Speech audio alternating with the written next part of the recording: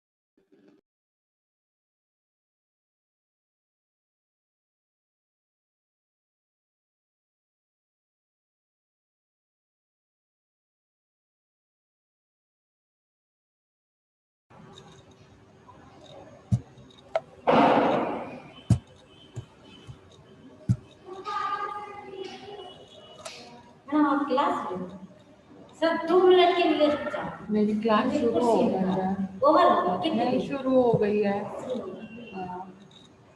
आप 5 मिनट पहले आते हैं तो चाहे मैं बोल देती, आप निकाल लो। मेरे साथ 11 बजे से क्लास है। 11 बज गया। Hello, good morning everyone. Good morning ma'am.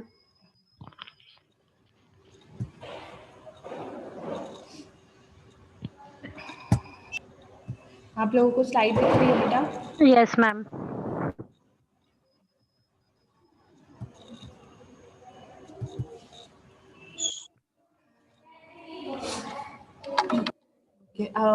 आप लोगों की दिवाली हॉलीडेज के बारे में मैं बता दूं कि from 12th to 17th Diwali vacation रहेगा। ठीक है, मतलब कल से 17 तक, नेक्स्ट ट्यूसडे तक छुट्टी रहेगी, आपकी क्लासेस नहीं होंगी, ठीक है। हमने नहाना ही है। सुन लिया सबने? कल 12 तारीख से लेकर 17 तक आपकी क्लास नहीं रहेगी, ठीक है।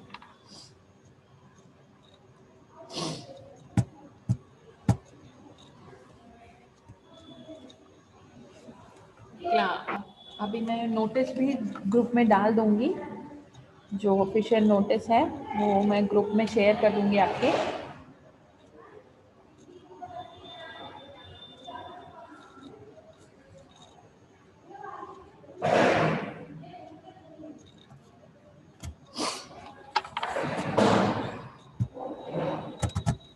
तो शुड वी स्टार्ट? सब आ गए हैं? Yes, ma'am.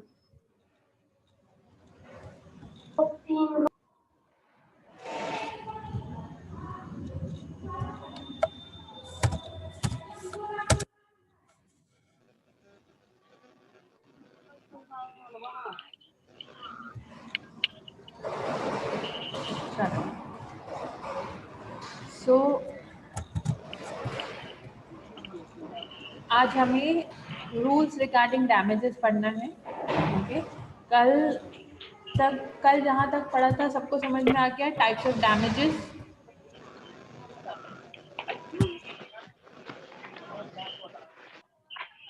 Yes, ma'am. Okay, चलिए आज हमें रूल्स रिगार्डिंग डैमेजेस पढ़ना है। अब हमने ये तो देख लिया कि जिन सिचुएशंस में डैमेजेस पे करे जाने चाहिए या कितने डैमेजेस पे करे जाएंगे in various kinds of breach situations, okay. अब हम ये देखेंगे कि इन डैमेजेस की वजह से इन डैमेजेस को पे करने के कुछ रूल्स एंड रेगुलेशंस भी होते हैं ऑब्वियसली, वो हम आज देखेंगे। क्या क्या रूल्स होते हैं? First is the rules are guide for the courts to measure the damages to the agreed party.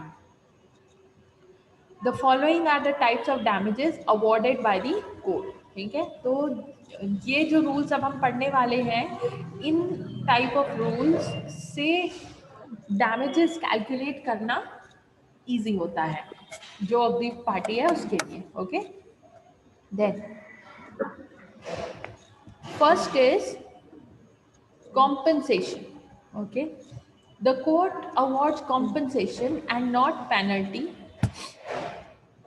because the objective is that the aggrieved party should be compensated and not to prove a party guilty of punishing him for causing the breach. The law does not consider breach as a crime fit for punishment, ठीक है।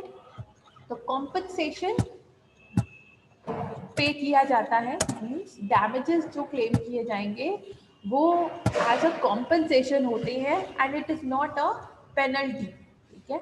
मतलब हम जिस party ने contract breach किया है हम उसे पनिश करने के लिए काम नहीं करते या डैमेजेस क्लेम नहीं करते। कोर्ट इसलिए डैमेजेस क्लेम करने की परमिशन देती है सो दैट जिस पार्टी का ब्रीच ऑफ कॉन्ट्रैक्ट की वजह से नुकसान हुआ है वो फुलफिल हो सके, ओके। किसी को पनिश करने के मोटिव से ये डैमेजेस पे करना रूल नहीं बना है, okay. Then limited damages, the court awards compensation to the aggrieved party when the contract is not performed according to the agreement. Please hold on 1 minute. I'm not able to hear. Okay. So limited damages, the court awards compensation to the aggrieved party when the contract is not performed according to the agreement. It does not pay damages for expectations of the aggrieved party. or for incidental or remote causes that are not connected with the contract. Okay, so जो damages पे किए जाते हैं या court जो damages claim करने की permission देती है वो सिर्फ उतने ही होंगे, उनका अमाउंट सिर्फ उतना ही होता है हमेशा जितने डैमेज, जितना पैसा या जितने ड्यूटीज या रिस्पॉन्सिबिलिटीज कॉन्ट्रैक्ट में मेंशन होते हैं, ठीक है। उसके अलावा मान लो कि मैंने जैसे हमने जो एग्जाम्पल लिया है from the beginning A and B का, जिसमें ए गुड सप्लाई करने वाला था बी को। अब बी जब ए ने ये ब्रीच कर दिया कॉन्ट्रैक्ट कि अब मैं गुड सप्लाई नहीं कर पाऊंगा, उस सिचुएशन में बी को सिर्फ उतने ही डैमेजेस क्लेम किए जाएंगे जिस अमाउंट का गुड्स वो ए से खरीदने वाला था, या जो डिफरेंस है मार्केट प्राइस और करंट प्राइस कॉन्ट्रैक्ट प्राइस में, ठीक है। अब मान लो कि बी ने ये एक्सपेक्ट किया था कि जो प्रोडक्ट या जो गुड्स वो ए से लेने वाला था उसको वो 200 रुपीज पर यूनिट पे सेल करने वाला था मार्केट में, ठीक है। मतलब उससे क्या होने वाला था, डबल प्रॉफिट होने वाला था। कुछ वो 100 रुपीज में ए से खरीदता और 200 में बेचता, ठीक है। तो ये उसकी एक्सपेक्टेशंस थी, बी की एक्सपेक्टेड प्रॉफिट था वो। तो एक्सपेक्टेड प्रॉफिट का अमाउंट क्लेम नहीं किया जा सकता, okay. It does not matter to the other party कि आपने कितना प्रॉफिट एक्सपेक्ट किया है उस कॉन्ट्रैक्ट से, ओके। सिर्फ जो अमाउंट कॉन्ट्रैक्ट में मेंशन है वही अमाउंट एज डैमेजेस पे किया जाएगा। Understood these 2 points everybody?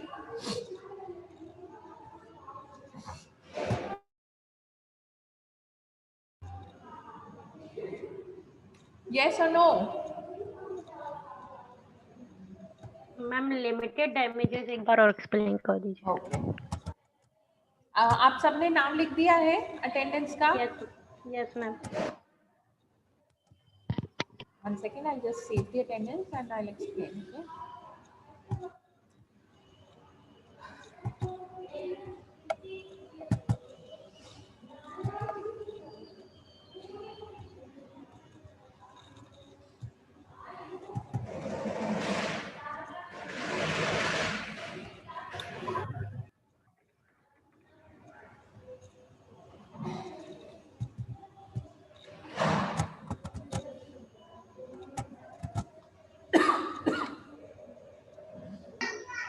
Ma'am आपकी स्क्रीन नहीं दिख रही।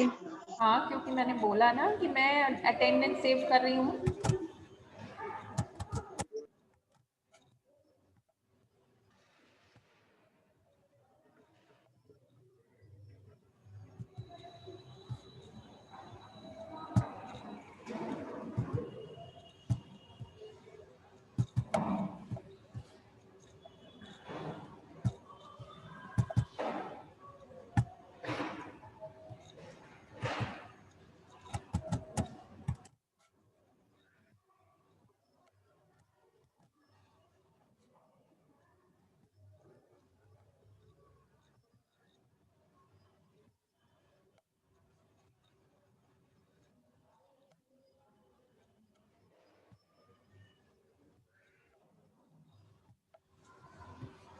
अभी देखिए। Yes ma'am. Okay, limited damages. तो लिमिटेड डैमेजेस मतलब कोर्ट ने एक लिमिटेशन लगाई है कि कितने डैमेजेस क्लेम किए जा सकते हैं, ओके। अब मान लो कि मैंने आपके साथ कॉन्ट्रैक्ट किया कि मैं आपसे कुछ शर्ट्स खरीदूंगी, ठीक है ना। तो अब जब वो शर्ट्स डिलीवर होने वाली थी तब यू इन्फॉर्म्ड मी कि you will not be able to deliver the shirts, ठीक है। तो ब्रीच ऑफ कॉन्ट्रैक्ट हो गया। अब मैंने ये एक्सपेक्ट किया था कि उन शर्ट्स को जो मैं आपसे 100 रुपीज पर शर्ट पे खरीदने वाली थी वो मैं आगे अपनी शॉप में सेल करने वाली थी 200 रुपीज पर शर्ट के हिसाब से, ठीक है। इतनी बात समझ में आई सबको? Yes ma'am.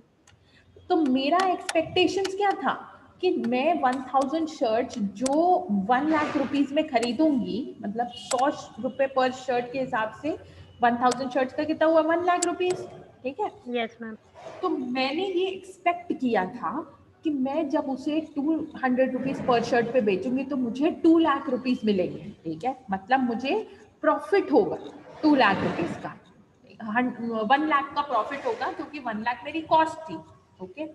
अब वो जो 1 लाख है, जो मेरा प्रॉफिट है एक्स्ट्रा, वो कॉन्ट्रैक्ट का पार्ट नहीं रहा कभी भी, ठीक है। वो मेरी पर्सनल एक्सपेक्टेशंस थी कि मैं जब भी ये गुड्स मेरे पास आएंगे और मैं उनको आगे कस्टमर्स को सेल करूंगी, उस पॉइंट ऑफ टाइम पे मुझे 1 लाख रुपए एक्स्ट्रा प्रॉफिट होगा, ठीक है। ये एक्स्ट्रा प्रॉफिट कॉन्ट्रैक्ट में मेंशन नहीं रहा, ठीक है। इसलिए जब आपने मुझे गुड्स डिलीवर नहीं किए या शर्ट्स डिलीवर नहीं किए, तो you are not liable to pay for the expected profit, ठीक है। जो 1 लाख रुपए मैंने एक्स्ट्रा सोचा था कि मैं कमाऊंगी, वो पे करने के लिए आप लायबल नहीं रहोगे, ठीक है, आपकी रिस्पॉन्सिबिलिटी नहीं बनेगी। लिमिटेशंस कहाँ तक सेट करी गई है, सिर्फ जो पैसा कॉन्ट्रैक्ट में मेंशन है वही तक, हाँ 1 लाख तक, वेरी गुड, ठीक है, अब समझ में आया। Yes yes ma'am. चलिए नेक्स्ट पॉइंट पढ़ते हैं, 1 second.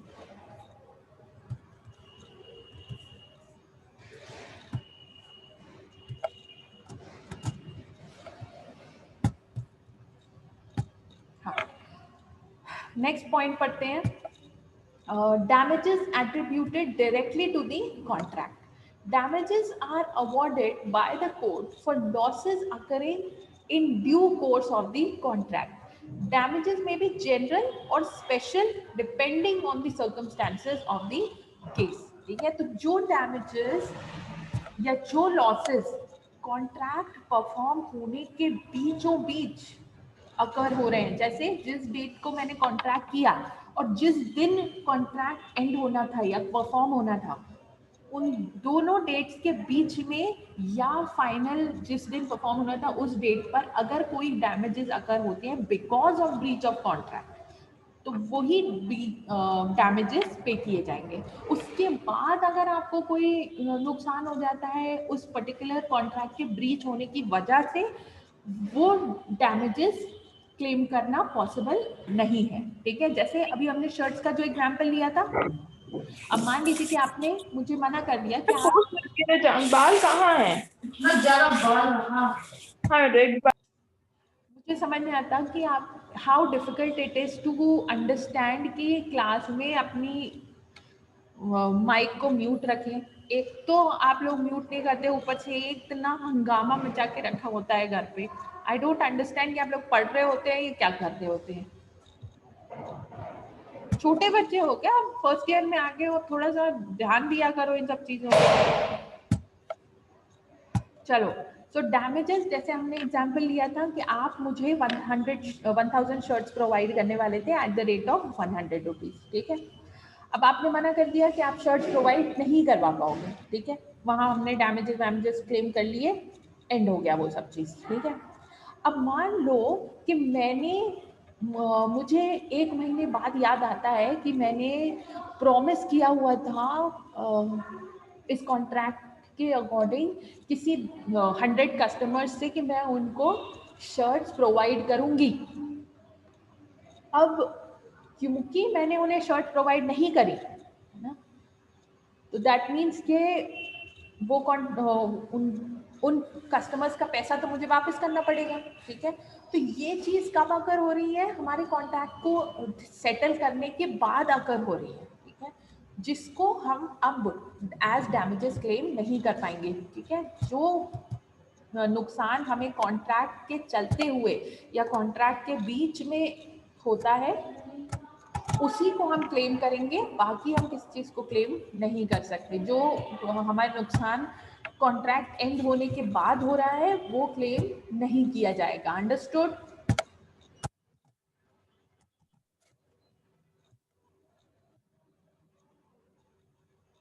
Yes no? Yes, ma'am. हाँ, Yes, ma'am. चलिए नेक्स्ट पॉइंट पढ़ते हैं, स्टिपुलेशन फॉर लिक्विडेटेड डैमेजेस और penalty. The parties to the contract can themselves stipulate the damages to be given to the aggrieved party either by way of liquidated damages or penalty. The English law and Indian law defines stipulations of amount of damages directly. अब ये point जो है stipulation of liquidated damages, ये हम आगे थोड़ा detail में पढ़ेंगे. यहाँ पर देखो liquidated damages पे, ठीक है. तो ये वाला पॉइंट मैं तब आपको एक्सप्लेन करूंगी. अभी हम आगे का पॉइंट पढ़ते हैं, ठीक है. दो बार डाल दिया मैंने. ओके, देन नेक्स्ट पॉइंट क्या है, damages under sale of goods. Excuse me. So damages under sale of goods. In sale of goods, there are several problems of breach of contract. As damages, the aggrieved party will get the difference in value between the contract price and the market price on the date of breach of the contract. ठीक है. तो जब contract related to sale of goods हो, उस condition में, जैसे अभी हमने जो एग्जांपल लिया है A और B वाला, जिसमें गुड्स सप्लाई होने वाले हैं B को फ्रॉम A, तो ऐसी टाइप के कॉन्ट्रैक्ट्स में जहां पर गुड्स सप्लाई होने की बात हो रही है, इस तरह के कॉन्ट्रैक्ट्स में क्या डैमेजेस क्लेम कर सकते हैं? सिर्फ जो कॉन्ट्रैक्ट प्राइस और मार्केट प्राइस का डिफरेंस हो on the date of breach of contract, वही अमाउंट क्लेम किया जा सकता है. अंडरस्टूड?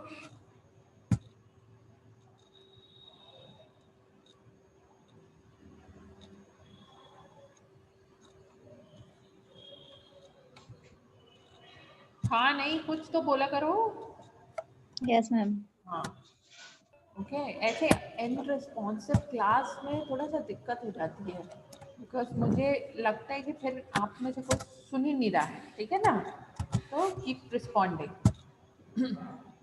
चलिए नेक्स्ट पॉइंट पे आते हैं. Expenses of the suit. Suit मतलब जो केस हमने फाइल किया है उसको हम सूट कहते हैं, ठीक है. The expenses of conducting a suit in the court can be recovered from the party that has created a breach of the contract. However, it is the court's discretion to award the cost of the suit to the guilty party. ठीक है. तो last point क्या है rules regarding damages में, कि अब ये सब जो ब्रीच अगर हुआ है, इस ब्रीच को क्लेम करने के लिए या इस ब्रीच के अंडर जो डैमेजेस हुए हैं उनको क्लेम करने के लिए मुझे क्या करना पड़ता है? मुझे सूट फाइल करना पड़ता है या केस फाइल करना पड़ता है. अब उस केस को फाइल करने के लिए मुझे एक लॉयर अपॉइंट करना पड़ेगा, है ना. केस को फाइल करना पड़ेगा, इन सब चीज़ों में पैसे लगते हैं, ठीक है. ऑब्वियसली लॉयर की फीस लगेगी, कोर्ट में डेट वगैरह सेट करवाने की फीस लगेगी. तो ये सारी फीस कौन पे करेगा? ये तो मेरा और नुकसान होता चला जा रहा है ना. वैसे ही आपने मेरा नुकसान कर दिया गुड्स ना प्रोवाइड करके. दूसरी चीज मुझे ये नुकसान हो गया कि मेरे को ये केस के खर्चे आने लगे, ठीक है. Yes, ma'am. तो ऐसी सिचुएशन में ये एक्सपेंसेस भी कोर्ट रूल ऑफ कर सकता है कि जिस पार्टी ने ब्रीच किया है वो ही पे करे, ठीक है. ये सूट्स भी वैलिड होते हैं, मतलब जो एक्सपेंसेस आपने इनकर किए हैं आपने केस को फाइल करने के लिए, वो पैसे भी आप रिकवर कर सकते हो जिस पार्टी ने ब्रीच किया है डैमेजेस के साथ, ठीक है. Yes, ma'am. अब ये बताओ कि इतने पार्ट में किसी को कोई दिक्कत है, कोई समझने में कोई डिफिकल्टी? अब मैं आगे इसलिए नहीं पढ़ाना चाह रही हूँ बिकॉज हम ये फिनिश नहीं कर पाएंगे आज की क्लास में, ठीक है. और फिर कल से तो क्लास होनी नहीं है, तो यू ऑल फॉरगेट, ठीक है.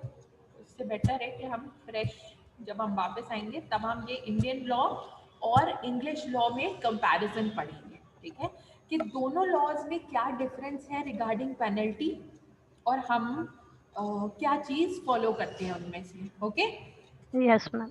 तो आज हम यहीं तक के पढ़ेंगे। अब ये बताओ कि किसी को पहले से लेकर अभी तक के जो टॉपिक्स हमने पढ़े हैं सेकेंड यूनिट के, उनमें कोई प्रॉब्लम आई है? आप लोगों ने रीड करा, अपने नोट्स वगैरह बनाते जा रहे हो ना? Yes ma'am.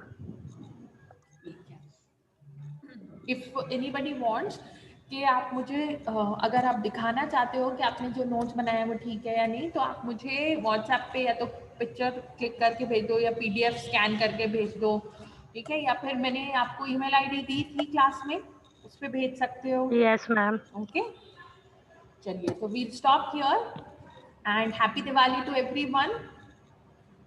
Have a safe Thank you, ma'am. Diwali. Same to you, ma'am. Same to you, ma'am. Thank you girls. चलिए, okay, take care, we'll meet on next Wednesday. Okay, Thank you, ma'am. Thank you, ma'am. Thank you, ma'am.